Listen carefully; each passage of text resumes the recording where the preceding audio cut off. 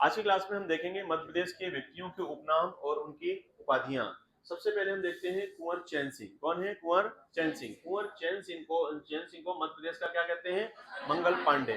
ठीक है। अगला है तानसेन। तानसेन को क्या कहा जाता है? संगीत सम्राट के नाम से जाना जाता है। तानसेन का जन्म कहाँ हुआ था? ग्वालियर में। ग्वालियर के बेहट नामक जगह में इनका इनका जन्म हुआ था। और तानसेन की समाधि भी कहाँ है बोलो? ग्वालियर में। तानसेन के संगीत गुरु कौन थे? गुरु हरिदास। तानसेन के आध्यात्मिक गुरु कौन थे? मोहम्मद घोष। ठीक है। अगला है भारत का शेक्सपियर किसको कहते हैं? कालिदास को। कालिदास से संबंधित एक महत्वपूर्ण स्टोरी जो है वो बहुत ज्यादा इंपॉर्टेंट है। एक राजा हुआ करते थे। क्या हुआ करते थे? राजा हुआ करते थे। उनकी एक बेटी थी। क्या थी? बेटी थी। उनका नाम था विद्योत्मा। क्या नाम था? विद्योत्मा। और उनसे उस जो विद्योत्मा थी उसे अपनी विद्या पर बहुत अहंकार था। उसको शास्त्र का बहुत अच्छा ज्ञान था। और वो उस अहंकार के कारण कहने, जब उसका विवाह का समय आया तो उसने एक शर्त रखी कि मैं विवाह केवल उसी से करूंगी जो मुझे शास्त्रार्थ में क्या करेगा? हराएगा। इस बात से फिर राजा ने एक प्रस्ताव रखा, सबको बताया, दरबार में वहां पर रखा गया कि अब जो इसके शास्त्रार्थ में पूरे नगर में घोषणा कर दी जाए कि जो शास्त्रार्थ में इसको हराएगा उसकी शादी किससे की जाएगी? उस विद्योत्मा से विवाह किया जाएगा। वहां के जो राजा के नगर में कई लोग आए, एक से एक विद्वान आए। ठीक है। दरबार में कई लोग थे। अब वहां पे ये शास्त्रार्थ का जब रखा गया तो पता चला कि वहां बहुत से लोगों को रानी ने क्या कर दिया, बेटी ने क्या कर दिया, विद्योत्मा ने नकार दिया कि आप उसके योग्य नहीं है। जब वहां के कई विद्वानों को नकारा गया तो राजा ने वहां पे आदेश दिया कि मैं चाहता हूं कि मेरी बेटी के लिए सुयोग्य वर ढूंढा जाए और पूरे नगर में आसपास ढूंढ के लाया जाए कि आप लोगों से विद्वान और ज्यादा कौन है।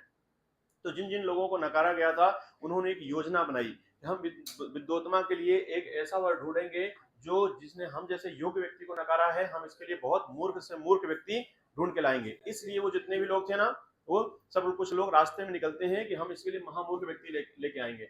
रास्ते में जैसे ही गए तो रास्ते में एक जंगल पड़ता है। जंगल से अब रास्ते से गुजरते हैं, वहां एक व्यक्ति क्या कर रहा होता है? एक पेड़ पे बैठा है और पेड़ पे जिस पेड़ पे बैठा है उसी डाल को क्या कर रहा है? काट रहा है। उस व्यक्ति का नाम था कालिदास। क्या नाम था? कालिदास। तो उन लोगों ने सोचा कि यार इससे बड़ा मूर्ख कौन हो सकता है कि जिस पेड़ पर बैठा है उसी पेड़ को क्या कर रहा है? काट रहा है। तो उन लोगों ने, जितने लोग थे वो गए थे उनको लाने के लिए, उन लोगों ने योजना बनाई कि हम इस व्यक्ति को सिखा पढ़ा के ले जाएंगे और रानी का जो बेटी है उसको विद्योत्मा, उसका विवाह इसी से हम कराएंगे। वो बदला लेना चाहते थे क्योंकि उनका अपमान हुआ था ना वहां पे दरबार में, इनसे विवाह नहीं हो पाया। तो उन लोगों ने योजना बनाई कि हम किसको ले चलेंगे वहां पर? कालिदास को। तो कालिदास को वहां लेके आए और कालिदास को वहां पर मौन रहने के लिए कहा गया। क्या कहा गया? कि आप कुछ बोलना मत। ठीक है। जैसा जैसा हम तुमसे कहेंगे तुम वैसे ही वैसा करना। तुम्हारे लिए बहुत अच्छी योजना है, तुम्हें रानी के हम दरबार में ले चल रहे हैं, उनसे तुम्हारा विवाह करा देंगे। और कालिदास बहुत मूर्ख थे। मूर्ख का अंदाजा आप लगा सकते हैं कि जो व्यक्ति जिस पेड़ पे बैठा हो उसी डाली पर क्या कर रहा है? जिस डाली पे बैठा उसी क्या कर रहा है? काट रहा है। जबकि आम आदमी क्या करेगा? उस पर डाली पता है ना, अगर काटूंगा तो क्या हो जाऊंगा? गिर जाऊंगा। लेकिन उनको इतना भी आभास नहीं है। लोगों ने सोचा यार ये सबसे मूर्ख व्यक्ति यही है। उसको पकड़ के कहाँ ले गए? रानी के दरबार में ले गए। रानी के दरबार में ले गए। शास्त्रार्थ के लिए रानी ने प्रश्न का आयोजन रखा। बोला कि अब हम तुमसे प्रश्न करेंगे। तो उन लोगों ने योजना बनाई थी कि बोले रानी, ये जो हमारे जो विद्वान है, जो विद्वान आए हैं, ये बोलते नहीं है, मौन धारण किया है। आज इन्होंने बोलेंगे नहीं, आज के लिए इन्होंने मौन धारण किया है। आप जो भी इनसे प्रश्न कर सकती हैं वो कैसे कर सकते हैं? इशारे से कर सकती हैं। इशारों के प्रश्न का आंसर जवाब हम लोग दे देंगे। तो वहां पर पहला प्रश्न उनसे पूछा गया कि आत्मा और परमात्मा दोनों एक है या अलग अलग है? इशारे में प्रश्न पूछा गया। तो उनके जो साथ खड़े थे उन लोगों ने कालिदास के कान में चुपचाप कहा कि रानी पूछ रही है कि आत्मा परमात्मा दोनों एक है। उन्होंने ये नहीं कहा, उन्होंने बताया इशारे में कि वो बोल रही है कि तुम्हारी अगर तुमने प्रश्न का आंसर नहीं दिया तो याद रखना तुम्हारी ये आंखें है ना, वो एक आंख फोड़ दी जाएगी। क्या है? एक आंख फोड़ दी जाएगी। तो जैसे ही उन्होंने कहा एक आंख फोड़ दी जाएगी तो कालिदास ने इशारा किया कि तुम मेरी एक आंख फोड़ोगे, मैं तुम्हारी दोनों आंख फोड़ दूंगा। इशारे में क्या कहा? दोनों आंख फोड़ दूंगा। तो फिर रानी खुश हुई। तो इन्होंने प्रश्न का आंसर बिल्कुल सही दिया कि आत्मा और परमात्मा दोनों क्या है? अलग अलग है। फिर दूसरा प्रश्न भी पूछा गया कि ये बताए, उन्होंने उन्होंने कहा कि जो हमारा शरीर है ये कितने भौतिक तत्वों से मिलकर बना है? तो एक 5 से भौतिक तत्वों से मिलकर बना है या और से? ठीक है। तो उन्होंने ऐसा ऐसा इशारा किया। तो उन्होंने जो साथ में आए थे उन्होंने कालिदास से कहा कि वो कह रही है अगर तुम प्रश्न का आंसर नहीं दे पाओगे तुम्हें क्या पड़ेगा? थप्पड़ पड़ेगा। क्या पड़ेगा? थप्पड़ पड़ेगा। तो कालिदास भी जो थे बोले थप्पड़ पड़ेगा, रुको मैं मुक्के से मारूंगा। इशारे से क्या करते हैं? तुम भी कह दो मैं तुम्हें मुक्के से, तो वो मुक्का बना लेते हैं। तो रानी कहती हैं ये तो बहुत विद्वान है कि ये जो हमारा शरीर 5 तत्वों से क्या है, मिलकर बना है। मुक्के का निशान मतलब क्या है, पांचों से क्या है, मिलकर बनी है। तो रानी बहुत ज्यादा खुश होती हैं और खुश होने के बाद विवाह के लिए हाँ कर देती हैं और कालिदास से उनका क्या हो जाता है, विवाह हो जाता है। विवाह के बाद पता चला कि कालिदास अज्ञानी है। क्या है, अज्ञानी है। जब पता चला कालिदास अज्ञानी है तो उनकी पत्नी विद्योत्मा ने उनको घर से क्या कर दिया, बाहर निकाल दिया। और जब घर से बाहर निकाल दिया, लेकिन ध्यान समझो, फिर वो बाहर निकले और देवी काली की क्या करने लगे, आराधना करने लगे और ज्ञान अर्जन के लिए वो तत्पर हो गए।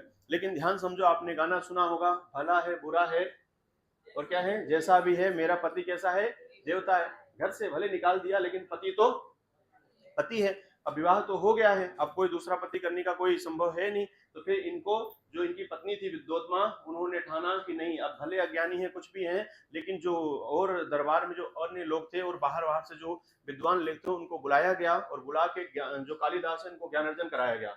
तो आगे चल के ये क्या बने, बहुत ज्ञानी बने। इनको क्या कहा गया, भारत का शेक्सपियर कहा गया। क्या कहा गया बोलो, शेक्सपियर कहा गया। शेक्सपियर क्यों कहा गया, एक व्यक्ति थे, एक अंग्रेज थे जो कि अंग्रेजी पोएट हैं, कवि हैं। वो क्या थे, शेक्सपियर नाम था उनका। क्या नाम था, तो उनकी कविताएं बहुत उच्च लेवल की हुआ करती थी। तो उनकी कविताओं से तुलना की गई किसकी, हिंदी। जैसे अंग्रेजी में एक महान कवि हुए कौन, शेक्सपियर, ऐसे हिंदी में एक महान कवि हुए जिनका नाम क्या हुआ, कालिदास। तो अगर हिंदी में महान कवि है और अंग्रेजी में कौन है, अंग्रेजी में कौन है, शेक्सपियर, और हिंदी में कौन है, इसलिए इनकी तुलना इनसे की गई और कहा गया कि भारत का शेक्सपियर किसको कहा गया, तो कालिदास को कहा गया। इसलिए कहानी बनती है कि भारत का शेक्सपियर पूछा जाता है आपसे, किसको कहा जाता है, किसको कहा जाता है, कालिदास को कहा जाता है। बोलो आई बात समझ में।